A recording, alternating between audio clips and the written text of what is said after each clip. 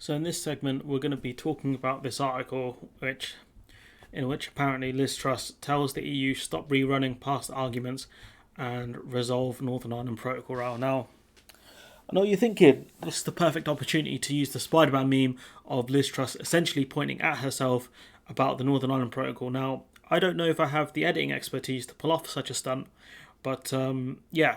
Anyways, Liz Truss, the person who is rerunning past arguments around the ECJ, is now the person telling the EU to stop rerunning past arguments, even though she is the one running past arguments. Do you guys understand what I'm trying to say? Because, truth be told, I have no idea what the hell she is talking about. Crazy.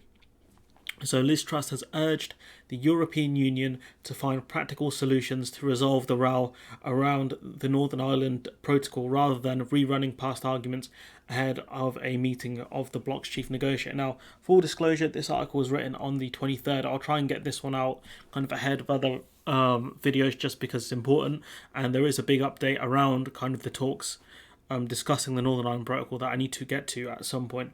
So fundamentally, this is according to Liz Truss. So fundamentally, this is about peace and stability in Northern Ireland. Yet you're the one causing problems with peace and stability in Northern Ireland, talking about issues where the EU are going to offer nothing because they can't.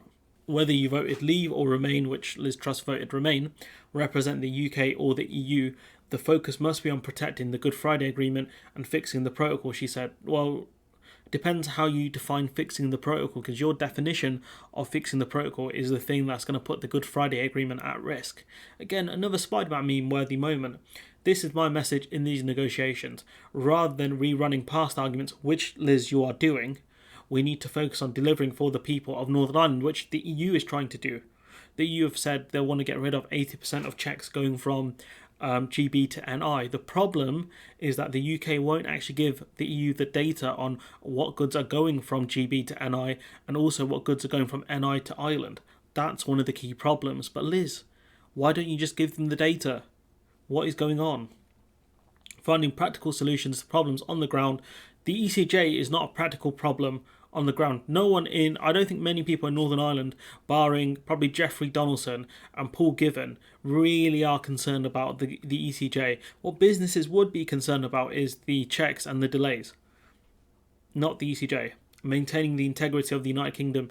If you're, a very rampant unionist, then yeah, I get that. But if you're not, then I don't think you care too much. This will be the second time the pair have met since Truss took over the UK's Brexit negotiator role in December after the shock resignation of Lord Frost.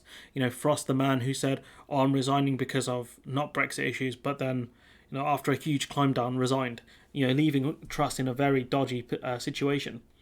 The Foreign Secretary has already told Šefčovič that she wants to find a swift solution to end the disruption caused by the protocol. They're looking at a solution by the end of February. The problem is she wants very big changes to happen whilst also in a short time frame, which is never going to work. She believes resolving the row will free up the UK and EU to work together on geopolitical challenges such as Russia and China. Because she's saying, once we deal with the Northern Ireland stuff, we can deal with other huge actors. But the thing is, we're not in the club anymore. Like, the EU can deal with Russia and China without us. Ahead of the talks at the Commission, Stalemate, headquarters, what the hell is that? Mr. Šefčovič has expressed concerns that he believes Ms. Truss could use their negotiations to further a potential Conservative leadership challenge. Very, very observant of you, Mr. Šefčovič, because he's absolutely correct. What she's trying to do is, as he mentions, reaffirm her reputation as a deal maker, or if she goes down the road of maintaining the impasse. What she wants to do is look like she can cut deals, which will further her, kind of boost her kind of ambitions to be leader of the Tory party because of Johnson's kind of floundering in the polls.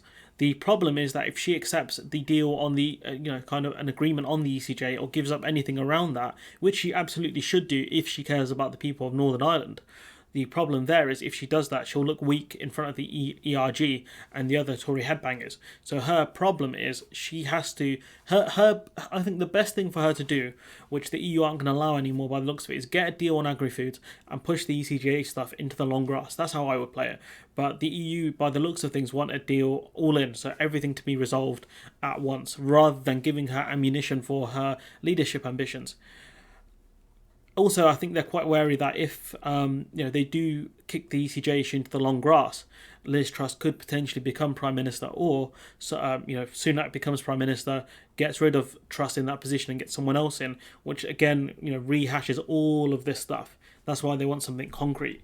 The only other problem that you are having right now, which is something we'll talk about separately, is the fact that if Johnson does go, that means they deal with a new Prime Minister with a new kind of idea about what they want around the Northern Ireland Protocol. So these are big problems right now.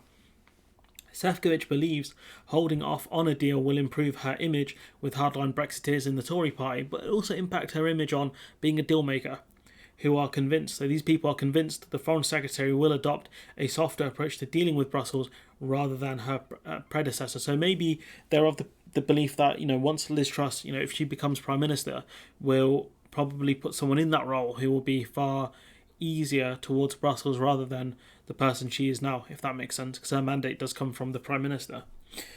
Before the EU-UK relations can be reset, Sefcovic will demand reassurances from Truss she will not renege on the terms of any deal on the province.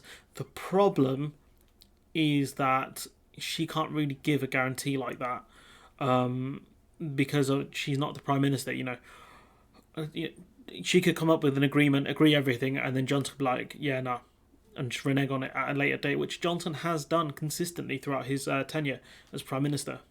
We need to rebuild trust, and this is only done through respecting our agreements, which have only recently been signed and ratified, an EU official told The Telegraph. It was only 2019 we agreed to this stuff. It was less than 3 years ago, which is not a long time. It was only kind of voted on, I believe, early 2020, and was only implemented at the start of last year. So it's not been going on that long. Under the protocol, Northern Ireland continues to follow the role of the EU single market rules to prevent a hard Irish border, which is true. And this is what the Northern Ireland Protocol does and is designed to do, protect the Northern Ireland Protocol. Your main problem is you have unionists stirring up trouble. That's the key issue. In October, the EU offered to remove up to 80% of the checks in return for bolstered market surveillance, where this is as close to a technological solution as you can get, Mr. Mogg. In all honesty, this is as close as you will get.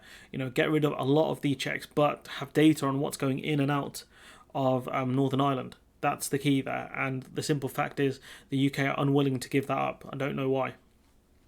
Officials close to the talks described the long-running standoff as another Groundhog Day in the Brexit negotiations. They said Britain's negotiating position has not changed since Truss took over from Frost, who quit the cabinet last month. And that's kind of the interesting thing here, is that despite Liz Truss's different approach, the content remains the same. That she's determined to do what Frost kind of failed to do in the end, which is try and do some nonsense around the ECJ and other things. So the simple fact is Liz Truss is rehashing these old arguments. She's done it in a more nicer way. She's done it in a friendlier way, and she's put on kind of a better spread for the people within the EU, taking them to Chevening rather than a cabinet office room. But the simple fact remains her objectives and aims remain the same as Lord Frost.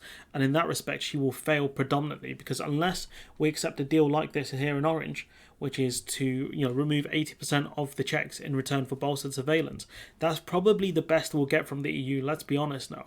And so if Liz Truss accepts this, she might look weak in front of the ERG and the desperate unionist party, but that will be the best thing she can do for Northern Ireland, at least in my opinion, as a person who has never been to Northern Ireland, lives in the Midlands, quite far from Northern Ireland. So if there's anyone in Northern Ireland, you can let me know what you think. Point being is that I personally believe that accepting this would be the best thing for the majority of people in Northern Ireland, unless of course you work for the UUP or the DUP. Anyways, I'm going to leave it there. Let me know what you think in the comments below. Like, comment, share, subscribe, and hopefully I'll see you in the next one.